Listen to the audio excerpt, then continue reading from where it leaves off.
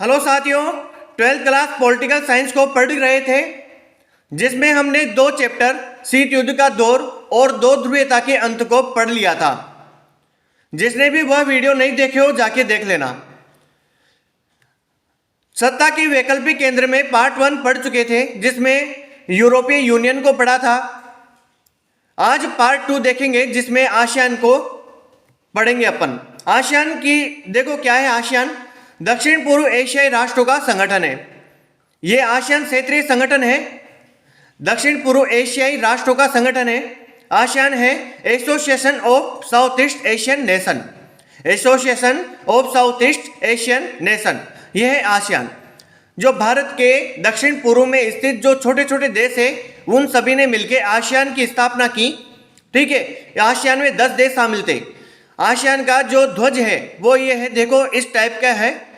ध्वज में धान की 10 बालियां हैं, धान की 10 बालियां हैं। जो ये 10 बालियां हैं, ये दक्षिण पूर्व एशिया के 10 देशों को बताती है, जो आपस में मित्रता व एकता के धागे से बंधे हुए हैं।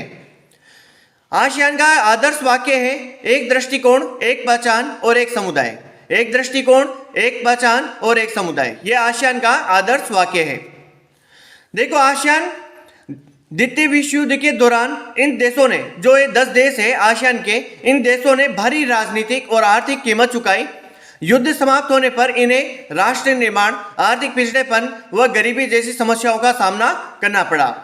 द्वितीय विश्व युद्ध में इन सभी देशों का भी किसी न किसी रूप में उपयोग किया गया था, चाहे वो आर्थिक हो, राजनीतिक हो, क्षेत्रीय संगठन हो या फिर सैन्य सहायता हो, आदि सभी में सहायता करनी पड़ी इन देशों को द्वितीय विश्व युद्ध में दौरान, अमेरिका की और सोवियत संघ की। इसलिए इन सभी देशों को भारी राजनीतिक और आर्थिक कीमत चुकाई। युद्ध समाप्त होने पर इन्हें राष्ट्र निर्माण और आर्थिक पिछड़ेपन व गरीबी जैसी समस्याओं का सामना करना पड़ा। आसियान की स्थापना कब हुई? देखो, 8 अगस्त 1967 को इन 5 देशों ने बैंकॉक घोषणा पर हस्ताक्षर करके आसियान की स्थापना की। अर्थात इन आसियान की स्थापना में पहले 5 देश ही शामिल थे। हालांकि अभी 10 देश है, लेकिन अभी 5 देशों ने बैंकॉक घोषणा पर हस्ताक्षर करके आसियान की स्थापना की। कब? 8 अगस्त 1967 को। 8 अगस्त, अगस्त कौन सा महीना? 8वां महीना। 8 अगस्त, 8वां महीना और 1967, 8 अगस्त 1967 को स्थापना की।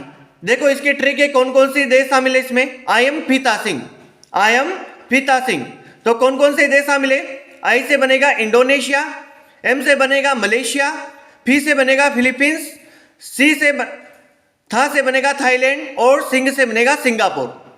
आई से बनेगा इंडोनेशिया, एम से मलेशिया, फी से बनेगा फिलीपींस, था से थाईलैंड और सिंह से सिंगापुर। ये 5 देशों ने मिलकर बैंकॉक घोषणा पर हस्ताक्षर करके आसियान की स्थापना की। ठीक है,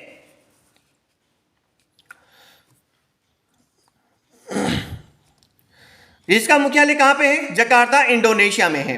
कहां पे है? जकार्ता, इंडोनेशिया में है इसका मुख्यालय। जो आसियान है उसका मुख्यालय जकार्ता, इंडोनेशिया में है। देखो, आसियान का उद्देश्य क्या है? आसियान का उद्देश्य क्या है? आसियान का उद्देश्य है कि आर्थिक विकास तेज करना तथा उसके माध्यम से सामाजिक सांस्कृतिक विकास हासिल करना।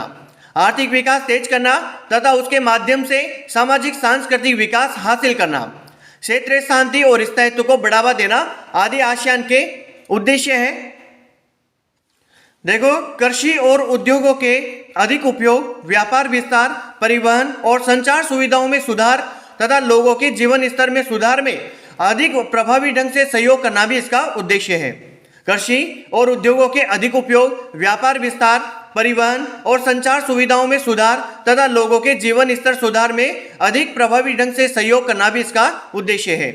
दक्षिण पूर्व एशियाई अध्ययन को बढ़ावा देना, अंतर्राष्ट्रीय और क्षेत्रीय संगठनों के साथ घनिष्ठ संबंध बनाए रखना आदि इसका उद्देश्य है। तो क्षेत्रीय संगठनों का क्या उद्देश्य होता है? यानी कि अपने क्षेत्र के में शांति बनाए रखना, अपने क्षेत्र में कोई परेशानी नहीं हो, चाहे वो आर्थिक हो, राजनीतिक हो, किसी भी रूप से नागरिकों को परेशानी ना हो, इसलिए तो क्षेत्रीय संगठन बनाए जाते हैं। तो अंतर्राष्ट्रीय और क्षेत्रीय संगठनों के साथ घनिष्ठ संबंध रखना भी इसका उद्देश्य है।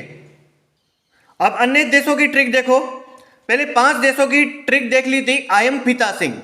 अब दूसरा ट्रिक है कि बीबी ने मारकर लाल किया, बीबी ने मारकर लाल किया। तो बी से बनेगा ब्रुनेई, बी से ब्रुनेई, वी से बनेगा वियतनाम, मार से बनेगा म्यांमार, क से बनेगा कंबोडिया, ला से बनेगा लाओस। आदि 5 देश है ये। पहले 5 देश देख चुके हैं, इंडोनेशिया, मलेशिया, फिलीपींस, थाईलैंड और सिंगापुर। इन सभी को देख लिया था पहले। इन 5 देशों ने बैंकॉक घोषणा पर हस्ताक्षर करके आसियान की स्थापना की। अब इसमें अन्य देश जो बाद में शामिल हुए वो थे बीबी ने मारकर लाल किया, बी से ब्रुनेई, वी से वियतनाम, मार से म्यांमार, क से कंबोडिया, ला से लाओस। ये सभी देश थे, अन्य देश थे। यानी कि कुल मिला के 10 देश है आसियान में। देखो, अनौपचारिक, टकराव रहित, सहयोगात्मक मेल मिलाप का उदाहरण पेश करके आसियान ने काफी यश कमाया। इसे आसियान शैली कहते हैं। अनौपचारिक, टकराव रहित, सहयोगात्मक मेल मिलाप का उदाहरण पेश करके आसियान ने काफी यश कमाया। इसे आसियान शैली कहते हैं। आसियान के कामकाज में राष्ट्रीय सार्वभौमिकता का सम्मान करना बहुत महत्वपूर्ण रहा है। आसियान के कामकाज में राष्ट्रीय सार्वभौमिकता का सम्मान करना क्या रहा है? बहुत महत्वपूर्ण रहा है। आसियान देश दुनिया के सबसे तेज आर्थिक तरक्की करने वाले देश हैं। आसियान देश जो है वो दुनिया के सबसे तेज आर्थिक तरक्की करने वाले देश हैं। 2003 में आसियान के 3 स्तंभ कौन कौन से? देखो, आसियान के 3 स्तंभ कौन कौन से? आसियान सुरक्षा समुदाय, आसियान आर्थिक समुदाय और आसियान सामाजिक सांस्कृतिक समुदाय। तो आसियान सुरक्षा समुदाय जो है, सुरक्षा समुदाय क्षेत्रीय विवादों को सैनिक टकराव तक न ले जाने की सहमति पर आधारित है। जो अपने क्षेत्र में कोई विवाद उत्पन्न हो जाता है तो अगर वो सैनिक टकराव तक चला जाए तो वो गलत है। क्षेत्रीय विवादों को बातचीत के जरिए सुलझाना ही इसका उद्देश्य है। ठीक है, यह आर्थिक समुदाय भी यही है, सामाजिक सांस्कृतिक समुदाय भी, इनका भी बहुत महत्व है। ठीक है, तो आसियान के मौलिक सिद्धांत कौन कौन से हैं? आसियान के मौलिक सिद्धांत स्वतंत्रता, संप्रभुता, समानता और क्षेत्रीय अखंडता तथा सभी देशों की राष्ट्रीय पहचान के लिए पारस्परिक सम्मान आदि इसका मौलिक सिद्धांत है। स्वतंत्रता, संप्रभुता, समानता और क्षेत्रीय अखंडता तथा सभी देशों की राष्ट्रीय पहचान के लिए पारस्परिक सम्मान रखना, पारस्परिक सम्मान रखना, एक दूसरे के प्रति सम्मान रखना इसका मौलिक सिद्धांत है। बाहरी हस्तक्षेप या जबरदस्ती से मुक्त अपने राष्ट्रीय अस्तित्व का नेतृत्व करने का प्रत्येक राष्ट्र का अधिकार, ये संप्रभुता की बात है। देखो, संप्रभुता का अर्थ यही होता है कि बाहरी हस्तक्षेप नहीं होना चाहिए या जबरदस्ती से मुक्त होना, अपने राष्ट्रीय अस्तित्व का नेतृत्व करने का, अपने राष्ट्रीय अस्तित्व का नेतृत्व करने का प्रत्येक राष्ट्र का अधिकार है।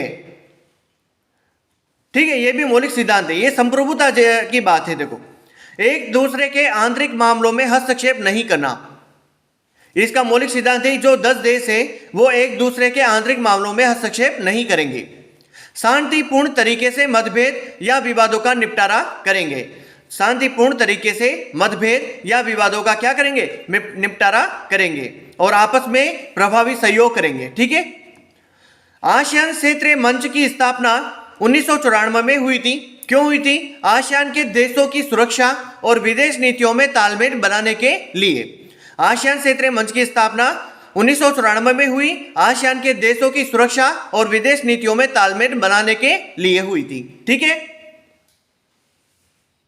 आसियान क्षेत्र की कुल अर्थव्यवस्था अमेरिका, यूरोपीय संघ और जापान से बहुत छोटी है।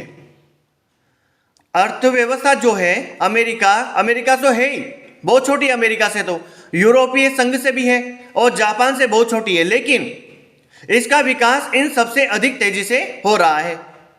जो इसका विकास हो रहा है वो अधिक तेजी से हो रहा है। यूरोपीय संघ को अपन पहले पढ़ चुके थे फर्स्ट पार्ट में, तो इसका विकास जो है इन सबसे अधिक तेजी से हो रहा है।